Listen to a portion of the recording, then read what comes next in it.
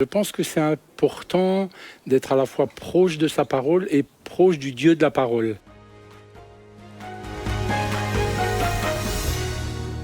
Comme je le disais ce matin, je pense qu'il n'y a pas mille et une manières de discerner la voix de Dieu, même si Dieu nous parle de différentes manières.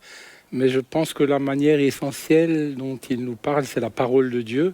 Et je pense que c'est important d'être à la fois proche de sa parole et proche du Dieu de la parole. Et nous avons un outil ici. Je me permets de parler d'outils, c'est bien sûr beaucoup plus qu'un outil. C'est le Saint-Esprit qui habite en nous et qui a cette capacité de nous partager la volonté de Dieu, mais qui ne va jamais à l'encontre de ce que dit la parole de Dieu.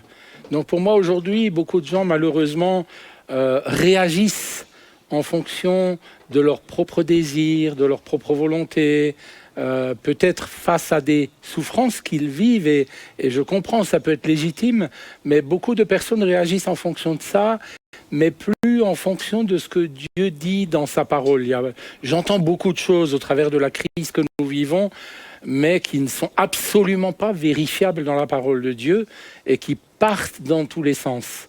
Malheureusement, aujourd'hui, plus que d'écouter la parole de Dieu, on écoute les médias, on écoute ce que disent beaucoup de chaînes d'information ou de sites sur Internet, mais peu ce que dit Dieu au travers de sa parole.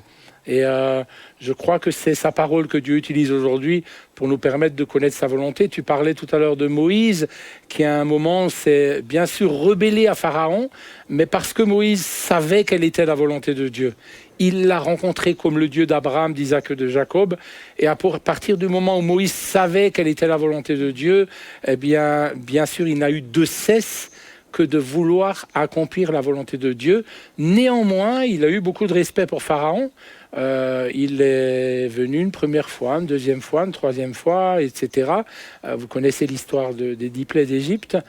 Mais à aucun moment Pharaon n'a voulu lâcher le peuple de Dieu, ce qui était la volonté de Dieu à laquelle Moïse a obéi. Alors je ne veux pas spolier la suite du message, mais on verra que Joseph a aussi bien sûr désobéi à un moment à Potiphar, ou plutôt à la femme de Potiphar, voulant là obéir à Dieu plutôt qu'à sa femme, et nous le verrons dans un prochain message. Mais son désir était d'obéir à la volonté de Dieu.